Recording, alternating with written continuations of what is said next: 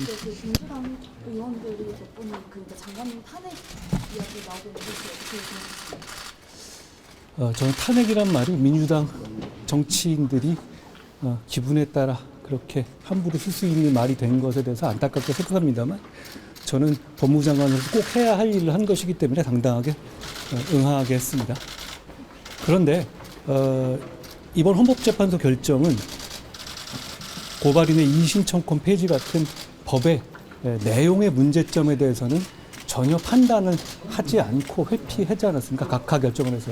그런데 탄핵에는 각하 결정이 없습니다. 그러니까 만약에 실제로 민주당이 저에 대한 탄핵을 진행하게 된다면 그 절차 내에서 이 법이 얼마나 문제가 많은 법이고 국민에게 피해를 주는 법인지 실질적인 판단을 헌재로부터 받아낼 수 있을 거라고 생각합니다. 저는 피하지 않겠습니다. 야당에서는 헌법재판소의 결정에 대해서 정부 그리고 여당에서 이의를 제기하는 게 삼권 분립의 근간을 흔드는 행위다라고 비판이 나오지만 그 부분에 대해서 어떻게 생각하십니까? 다 그 결론에 동의하십니까? 그러지는 않으실 것 같은데요.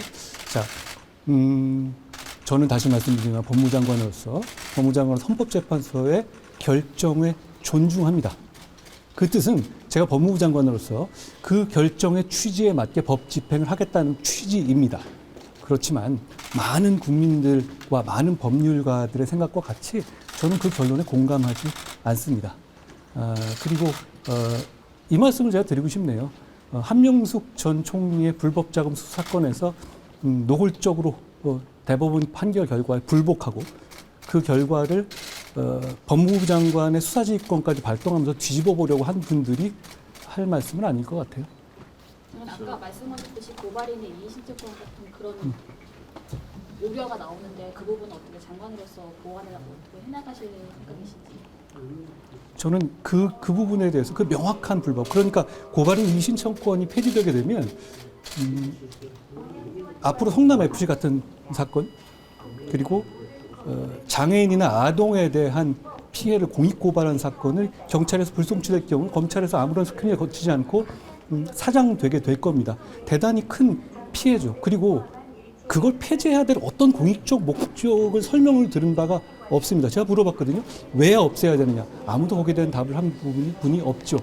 그 부분에 대해서 저 헌법재판소가 이렇게 내용에 대해서 판단하지 않고 각하해서 사실상의 면죄부를 준 것에 대단히 안타깝게 생각하고요. 이걸 바로잡을 방법은 입법밖에 없을 텐데요. 지금 몇 가지 법안이 나와 있는 것으로 압니다. 국회 논의 과정에서 적극적으로 법무부의 입장을 설명하고 법안이 바뀔 수 있도록 노력하겠습니다. 검수 원복 시행령은 앞으로 어떻게 되는 겁니까?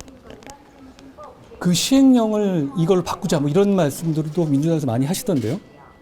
저는 오히려 이번 결정으로 그 개정 법률의 취지에 입각해서 저희가 개정한 시행령이 국민을 범죄로부터 보호하기 위해 더 중요해졌다고 생각합니다.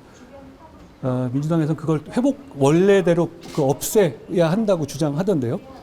도대체 깡패, 마약, 무고, 위증 사건을 국민을 위해 수사하지 말아야 될 공익적 이유가 도대체 뭡니까? 왜 도대체 원래대로 회복돼야 되는 거죠?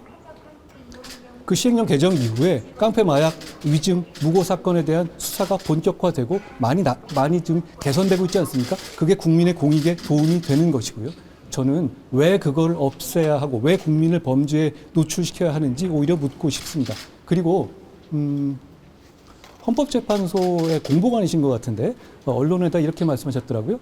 그 시행령은 헌법재판소의 심판 범위에 들어가 있지 않았고 개정 법률에 맞춰가지고 개정된 것이기 때문에 그것이 바뀔 이유가 없다고 본다. 이렇게 인터뷰한 거를 제가 봤는데요.